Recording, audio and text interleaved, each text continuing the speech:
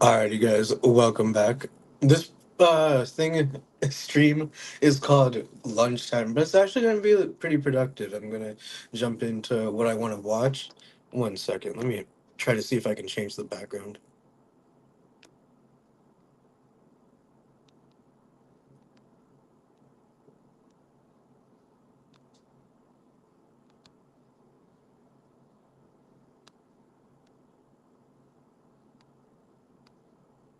I guess it won't let me add the background on this iPhone.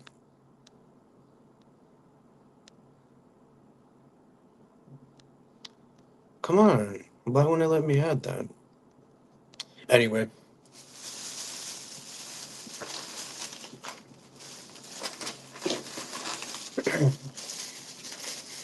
Boss Dog in Lyle. It might fall under Woodridge, but I live in Lyle. It's very close to me. This is called the Maxwell Street Hot Dog. This restaurant, Boss Dogs, looks like it won an award for best hot dog in 2022 or something. Yeah, it's so good. I'm not even a fan of hot dogs that much, but this I love. It's like $8-9, but yeah. Mm-hmm.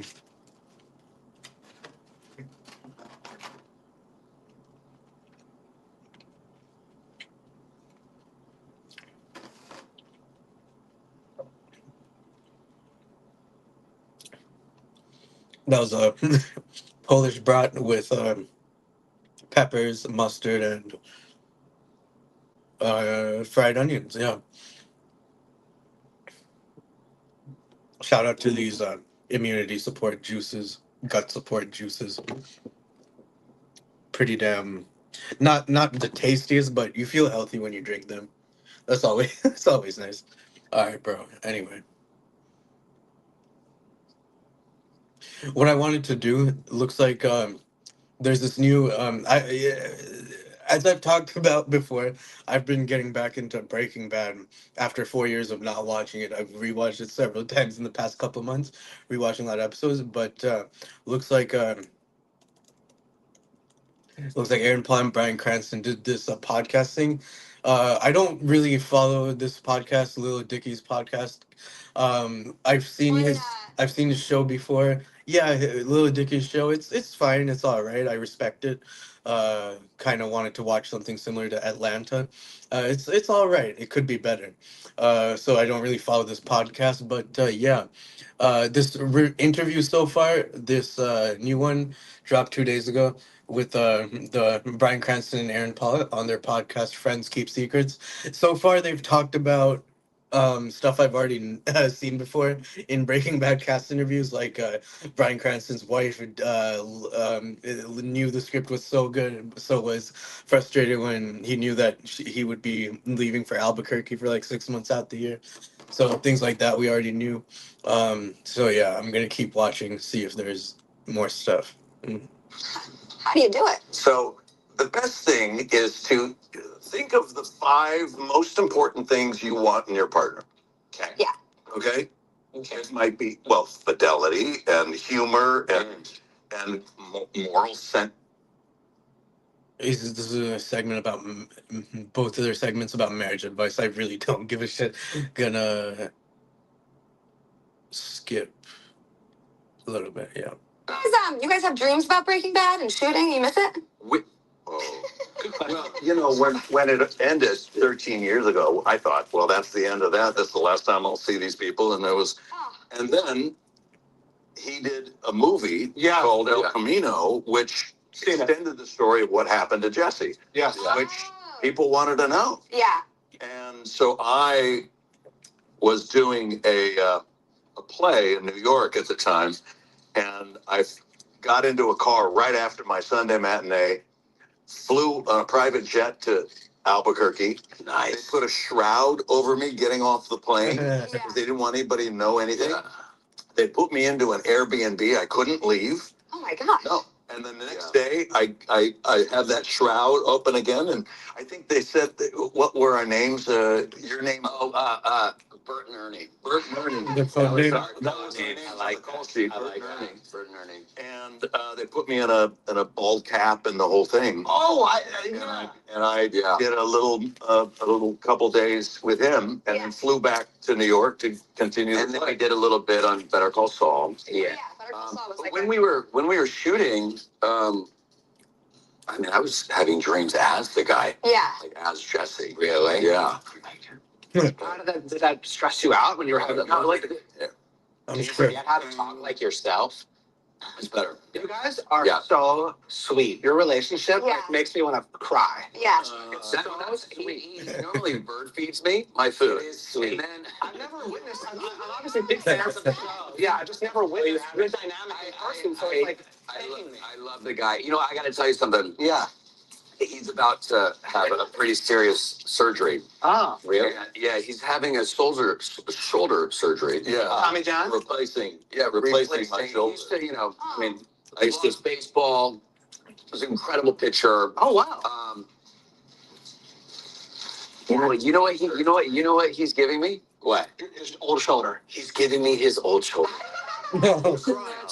Wait, really? I'm giving him my shoulder to cry. Yeah, that's so good. I will have my bones. He's gonna try. I don't know if they're gonna let him. My aunt did that. You can ask for the bone. There you go. The We're bones. asking for the bones. So, I'm They gonna can't- put it on my mantle. What can I pour these in? Do you have We any only have things that break. No, we have real. Can I ask you a question about your Wire rewatch when you were shooting Breaking Bad? Yeah, of course. Were you just like, oh my God, what season? Like, do you remember when you started watching The Wire? I started rewatching The Wire the second season. Okay. Yeah. Because I was hoping that you were going to say the fourth season or something, Right. because you were like, oh my God, I'm in the middle of one of these things right now. Yeah. Like, did that influence your rewatch timing or no? Maybe. To be honest, we watched the pilot together. We knew when we read the pilot, like, oh my God, this is the greatest thing we've ever read. The pilot of Breaking Bad was the 6th or 7th pilot that I had done. But the previous ones never went to see. Yeah. And that was the most strapped I've been financially. So I really needed. Can you work less? No. I really needed this pilot to work out. But also, he was living in a closet. That's where he was. Yeah, I had a studio apartment. A roommate moved in. I would sleep on the bed for a week, and then I would move to the closet for a week. Change, And just swap. Yeah. Hi. And so I was struggling, and Breaking Bad just kind of took off. But when we watched the pilot for the first time, this was before we were picked up. We're like, oh my God, our jaws were on the floor. Do you think it was going to be great right away? Just execution on all levels, like, oh my God. And we thought, all right, are they going to make the announcement to us that we got picked up? They didn't. And then we didn't find out for like 3 weeks after that. It must have been frustrating because 2 seasons go by of one of the best shows ever made, and it's not being necessarily appreciated on the level. Right. But he won the Emmy for the first season for 7 episodes. Okay. So critically, it was being praised, but the people, the public hadn't really caught on yet. It's interesting. But Netflix truly saved us. There's all sorts of things.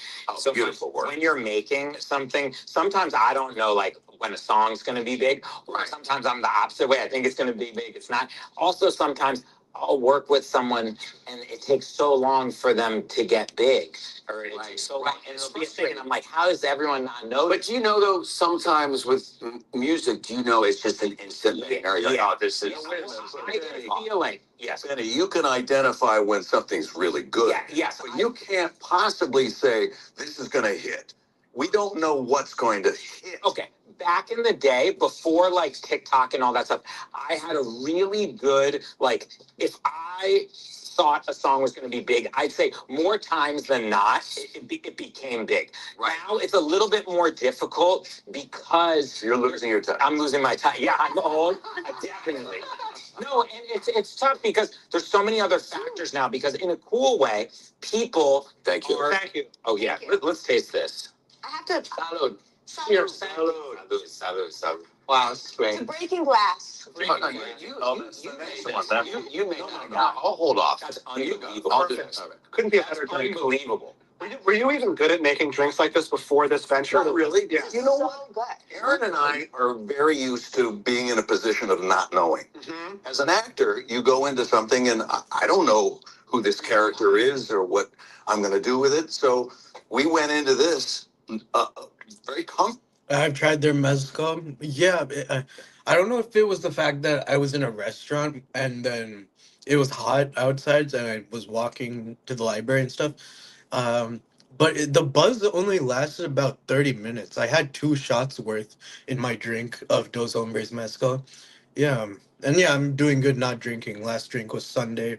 I've talked about my sobriety streaks before. Definitely staying away from alcohol is good.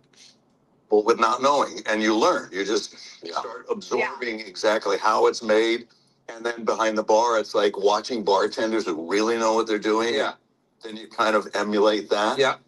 So this was just kind of a best margarita I've ever had saying, in my life. I agree. It's so good. Because I don't really drink anything other than white wine. This is so good. I really believe you this. first said it was the best margarita Well, you've then had. I Now want you're to be saying real. it's top I want it to three. be real. I'm always, I don't lie. No, You know I what? want to touch it.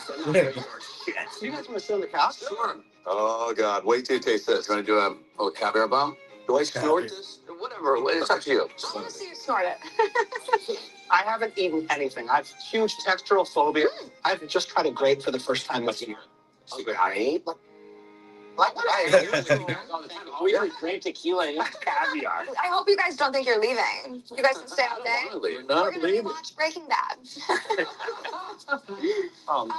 has good protein, Try that. right? Yeah, it's good protein. Okay. It will like give you more protein. This is a lot of. That's a lot. You're going, big boy. You like caviar? Hold on. I am so proud of you.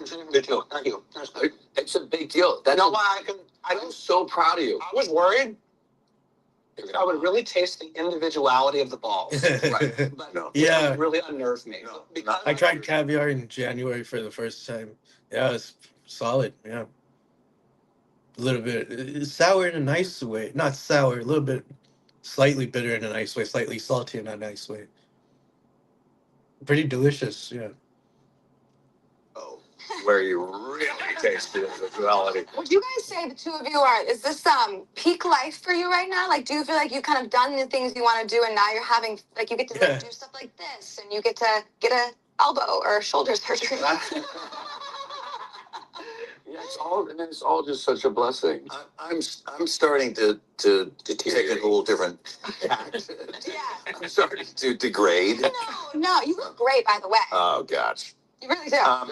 Yeah, but I've been 37 years, and my wife Robin has been my champion through, all these years. I've been an actor for 47 years. I mean, even on a bigger scale than Breaking Bad, like, wouldn't you say your big break in your acting? I mean, Malcolm in the Middle was probably the big thing, yeah. But even that, you were like, how old were you in Malcolm? When did you guys get married? August. We newlywed. In a way, look, somebody has to die at some point. You know what I mean? In a show like Breaking Bad or The Wire. Yeah. And I thought a death that rocked me in Breaking Bad was Gus. Yeah. Like, I mean, obviously in general his character, but the Gus's death rocked him. I was gonna say Combo's death, kind of, yeah, and of course Andrew's death, and the Tomas's death. Damn, no, that's sad to think about.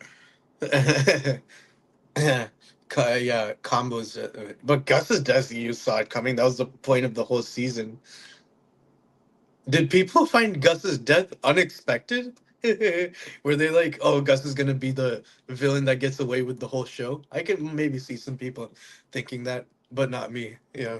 But it was just I have that head. great. Oh my God, You did. great use of death, in my opinion. Yeah. The way Gus went. out. Yeah. And that's a good point. That's because you shouldn't kill off a character without great value. Yeah. You have to be careful of how you do that. Gus was the coolest death, but Hank was the one that gutted me the most. Oh my God. When did you guys get married? August. We newlyweds. Yeah. Amazing. Enjoy it. Yeah. Soak it We up. got married 1 month apart. Yeah. Really? Yeah, back to back. Yeah. Was that a plan or was it like? No, ours honestly is. Ours was it's the only time it could fit in. You guys kind of feel like this part of me at least has been somewhat shown that I can kind of move. Well, I think I can answer for both of us, but you definitely got more opportunities before Breaking Bad than I did. But then once Breaking Bad happened, it was crazy the opportunities that started presenting themselves to us and everyone really involved in the show. Yeah. And so it's just all about trying to be sort of selective and picky on what you want to tackle next.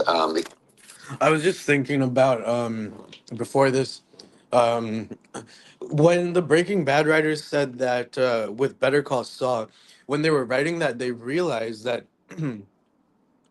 they really were kind of sad to see Jimmy McGill having to turn Jimmy McGill into Saul Goodman.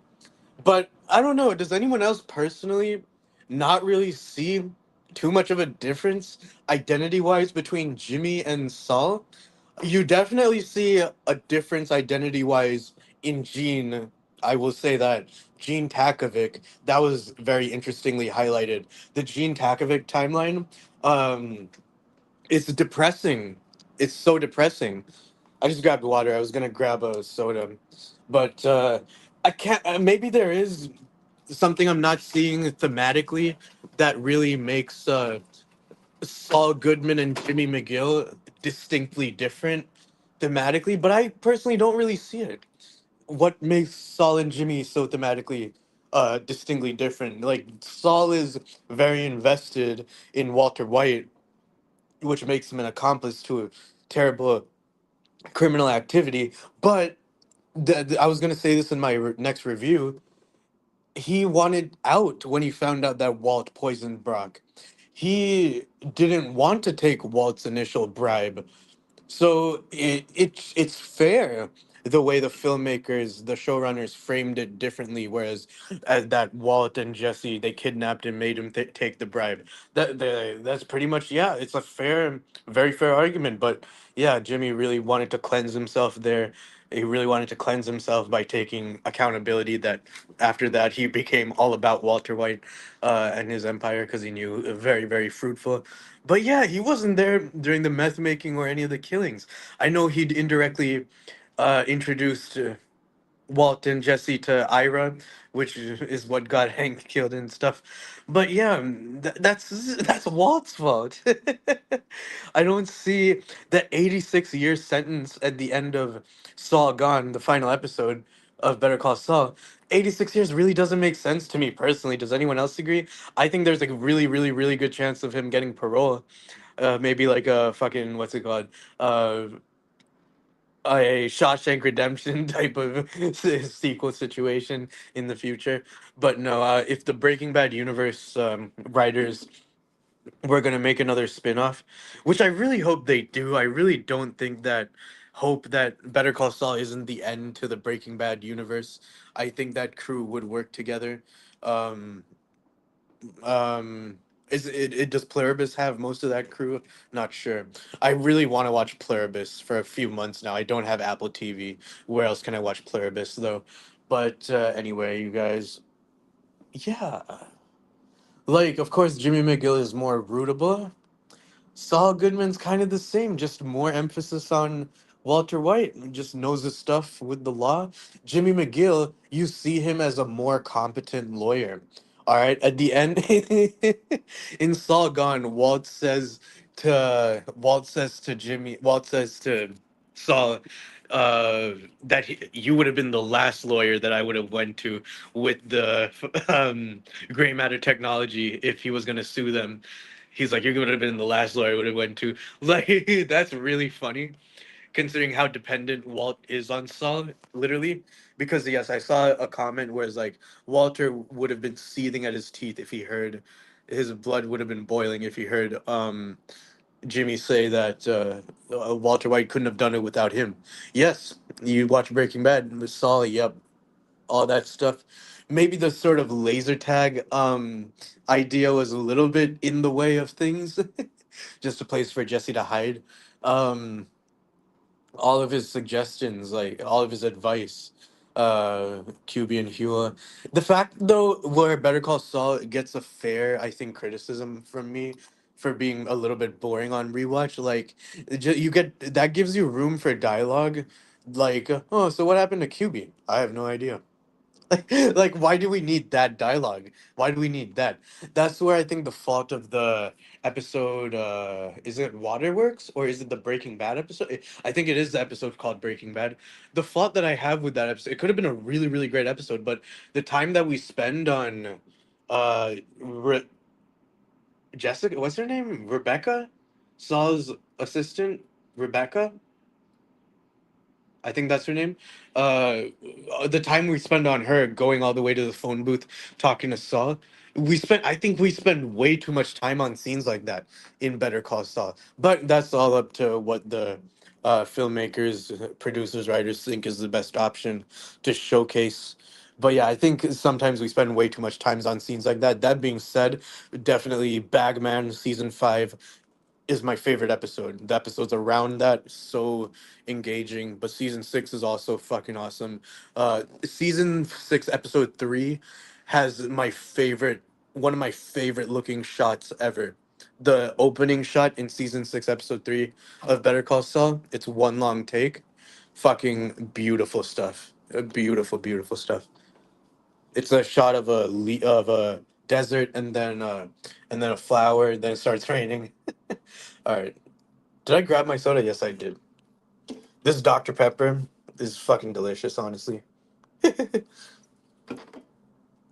this industry, you're just like, you're really only as good as your most recent project. Less and less you guys are you, and you made the best show of all time. Yeah. That's it. That's it. You know, we move on. We do other things, other series, other movies or theater, whatever. To know that the first line in our eventual obituaries will be Breaking Bad Yeah. is great. Or Yeah. to say tequila. Caviar. Goes home, right? I did have one other question. I did have one other question. Yeah. And then I have another question. I bet you have more than one. Yeah. I think this is my last question I Yeah. care about. He always says, I got one more question. It's like, yes, And before we end this, I'm just so happy for the three of you. I'm just having, this is such a great time. I haven't done a podcast or any radio in north of a decade. Hell yeah. I Really? swore it off. Wow. He had a Yeah. bad experience. I had a bad experience, north of 10 years ago on a radio tour. You wake up at 4 in the morning. Sure. But then they're just like the personalities were just way too intense to Yeah. that early in the morning, and it just felt like I've they were been- jabbing me a I've little been bit. And I'm like, you know what? I don't want to do this anymore. So Yeah. I've been saying no to literally everything. But I love this guy. I actually met you two at the same time, the same day, like years ago. Yeah, yeah. But you remembered him. But no. Yeah, no, but you- We actually you stayed in love him touch. and- We stayed in we touch. stayed in touch. He's flaky. But when this came out, I became such a massive fan. Oh, you're so- And then, we got a note that you asked us to be a Yeah, part of it. So I reached out, I'm like, hey, we would love to do it. And so, anyways, You it's guys been should do such a your own great, version. it's such a Oh, great God, time. I know. I keep saying that. I feel like Yeah. this has been out in such a small amount of time that we've really. What a great response. I know. We're so fortunate. Really? Are they? Read me the comments. Anything negative? So she's had to completely, she disconnects completely from any feedback. Actually, you look at my social media, I have 2 posts. I do not go on social media. You have to consider social media just as you do food. Oh, yeah. You're putting it into your body. You're Yes. putting social media into your brain. Yeah. Is it healthy for you? No. You have to have a filter and say enough. Mhm. And we don't say I good for never the had that. addicted, but we're going to keep pumping out the content either way. All social channels. Whoa, whoa. Pumping out the content. A filter and say enough. And we don't say I good for never the had that. addicted, but we're going to keep pumping out the content either way. Why did that Say make you laugh? enough.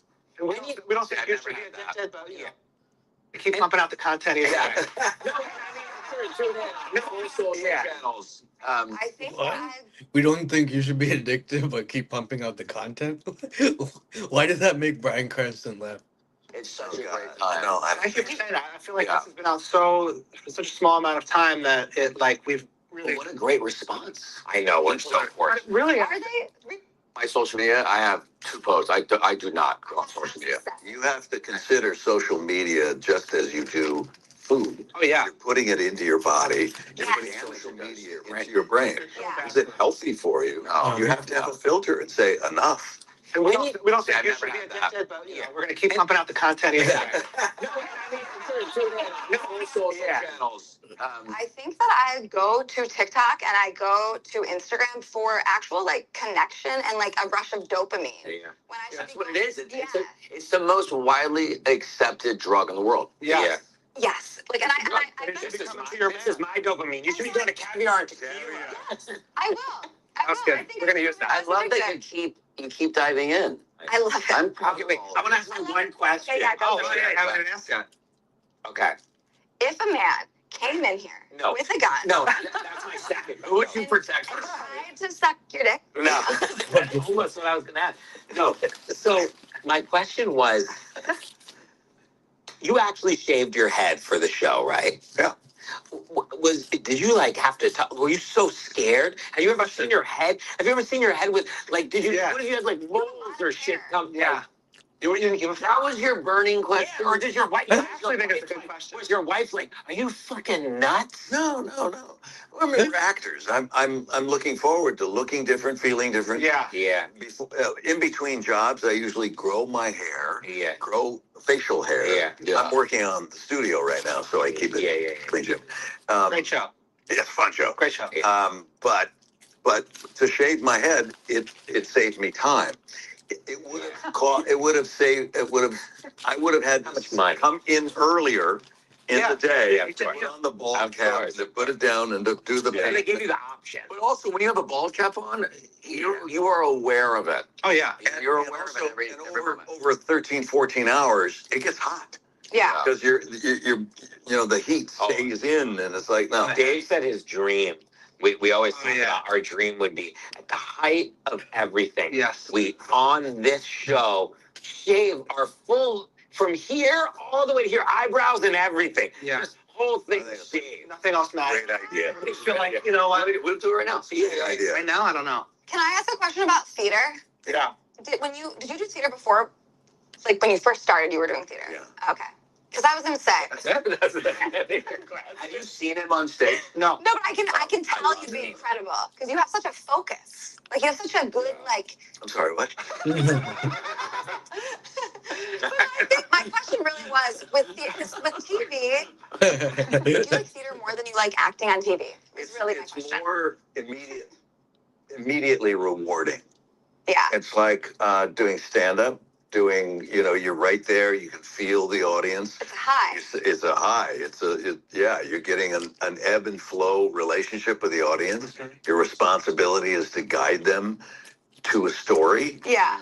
And if you don't do it, it's not their fault, it's your fault. It's Yeah. like, so you can feel sometimes they're quiet, but they're really attentive. Sometimes they're boisterous and laughing at everything. And it's like, oh, that's maybe a bit too much. Yeah. But who knows? I guess TV and film, you have to just go in and out and like snap in and out. But theater, That's exactly how I explain it too. In television and film, we're in the bits and pieces business. Yeah. Little bit, Yeah. little piece. yeah. In theater, it's a beginning, middle, and end every performance. So much more revealing. Yeah. So I was just thinking about with my next episode short film thing. I need to film the introduction thing.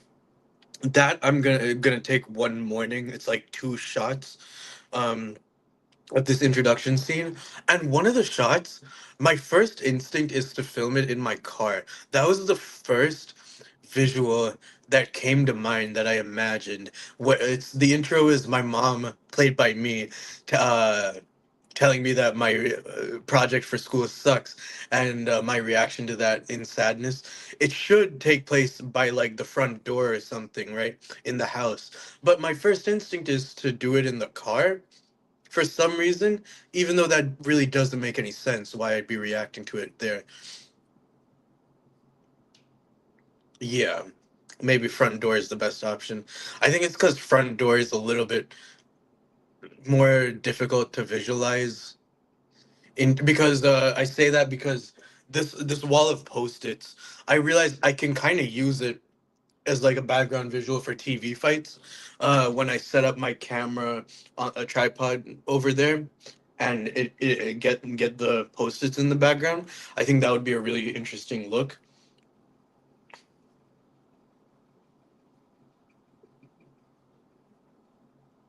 But yeah, then I have to film that morning scene of me reacting and that intro.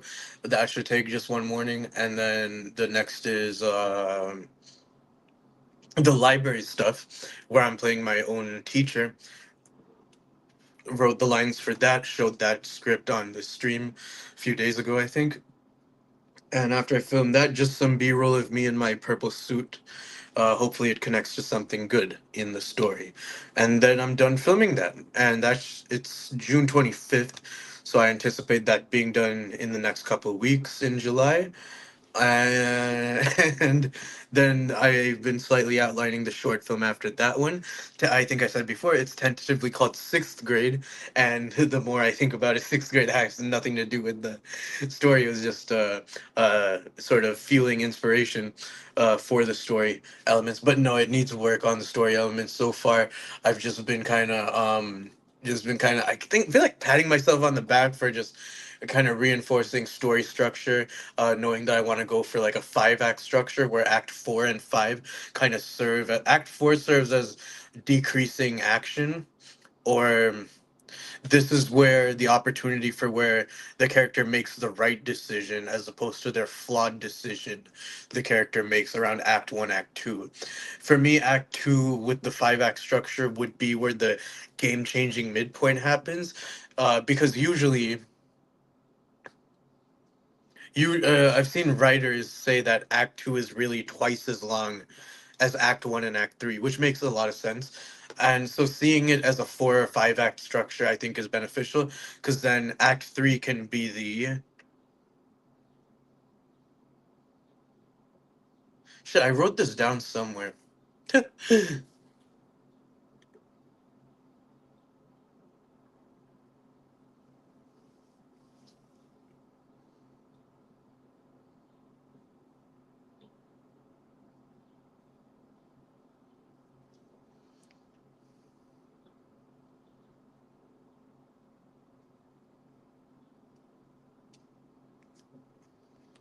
Okay, just looking through my notes here for 1 second.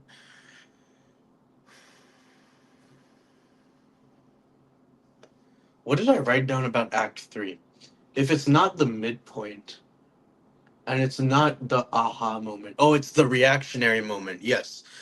Does my character react in anger? Does he react surprised?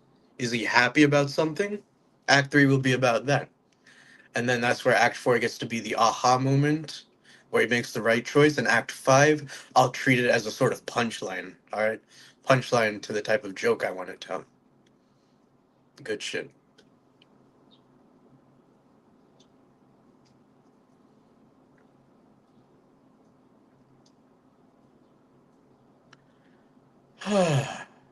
The aha moment that I wrote down so far is that he plans to make a good commercial and it's better now. Just because he wants more purity. Yeah. The midpoint reactionary I wrote down is that he makes fun of his other devices, that the action figure that he is able to film and advertise.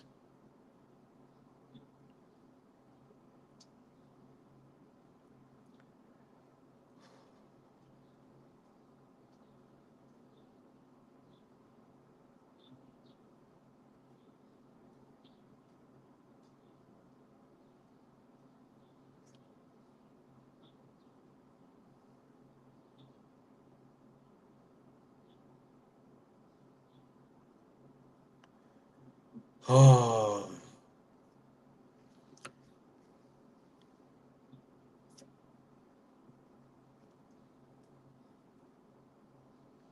all right. I just finished a hot dog. I want to do some mountain climbers.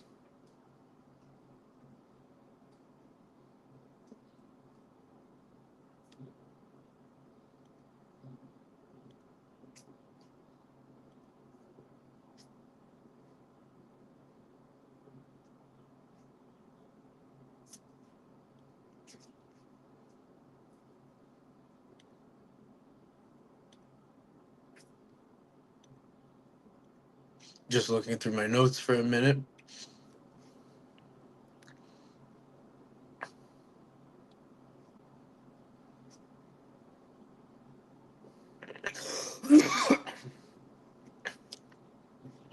Why in the world would I call it just Draft 3?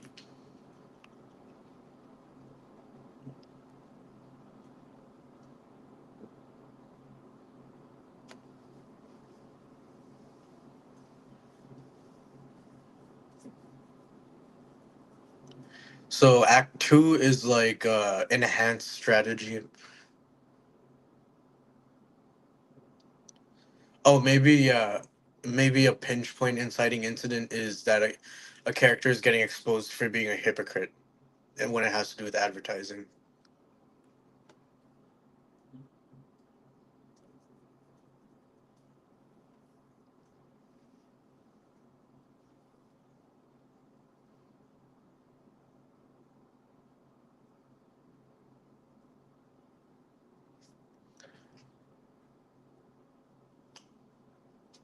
Yeah.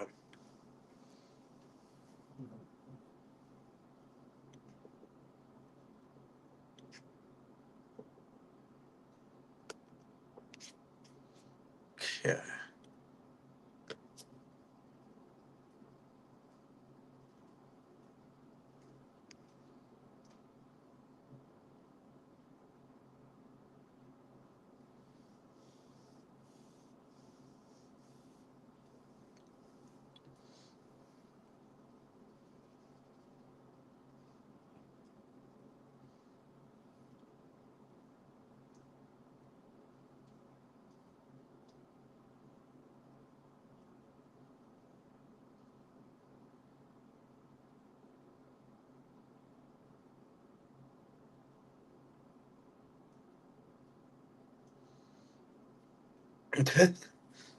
All right, these notes so far are decent.